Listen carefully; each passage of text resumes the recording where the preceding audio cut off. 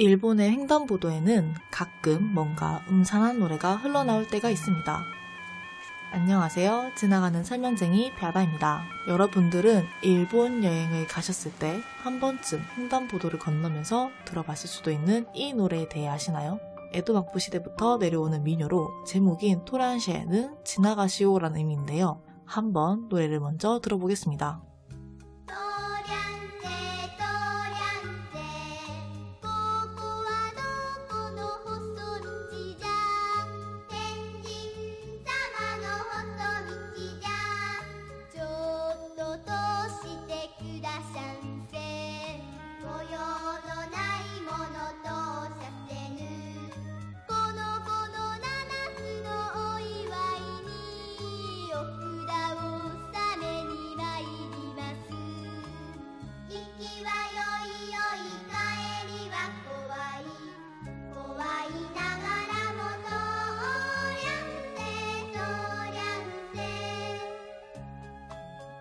일절의 내용을 보면 이 노래도 동요라고 하기엔 어두운 단어들이 많은데요.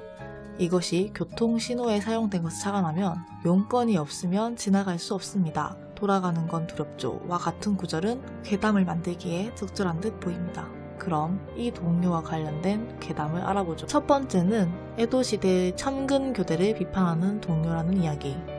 천근교대란 에도시대 각 번의 다이묘, 영주를 정기적으로 에도를 오고 가게 함으로써 각 번에 재정적 부담을 가하고 볼모를 잡아두기 위한 에도 막부 시대의 제도를 말합니다. 결국 1년 주기로 다이묘들은 에도에 자신의 정실을 보이니까 아들을 상주시키고 떠나기도 했어야 했기에 떠날 때 가도 좋아요, 좋아요, 돌아가는 건 두렵죠 라는 구절을 빗댄 거라고 합니다. 두 번째는 시치고산, 선택받은 아이에 대한 이야기.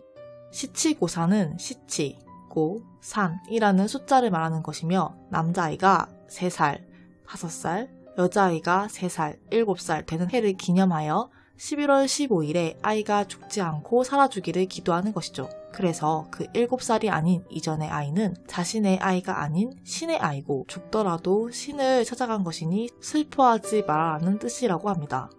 그만큼 그 시대에 그 나이까지 살지 못하고 일찍 죽는 경우가 많아서겠죠. 하지만 7살까지 살았다면 그럼 신이 자신에게 그 아이를 점지해 준 것이기에 근처 신사나 절에 가서 감사 인사를 올렸다고 합니다. 그리고 부적을 다시 복납하고 집으로 돌아갔다는 이야기인 것이죠. 즉, 이 토란시에라는 것이 7살까지 아이가 견뎌낸 것을 신에게 감사 인사를 드리러 가는 부모님의 이야기인데 가사와도 일맥상통하는 부분이 있죠.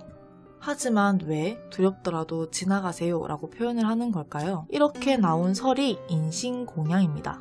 마을의 아이들이 건강하게 자라게 하기 위해 다른 아이를 인신공양하여 이 공양이 끝났으니 그 죽은 아이의 부모가 집으로 돌아가는 마음을 표현한 것이라고 하죠.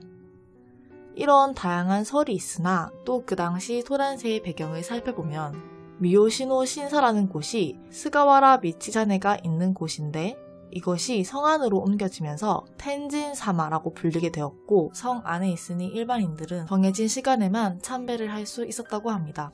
이때 외부의 침입을 막기 위해 병사를 세워 통제하다 보니 두렵다라는 말이 나온 것이 아니냐는 말도 있습니다. 그런데 이런 동요가 애들의 동대문 놀이와 비슷하게 쓰이고 있다고 합니다. 가끔 일본 동요를 살펴보다 보면 애들이 아무렇지 않게 부르는 노래지만 무서운 괴담을 내포하는 것이 많다고 생각이 드네요. 사실 이 동요에 2절도 있는데 2절도 알려드리면서 끝내겠습니다. 지금까지 지나가던 설명쟁이 벼다였습니다.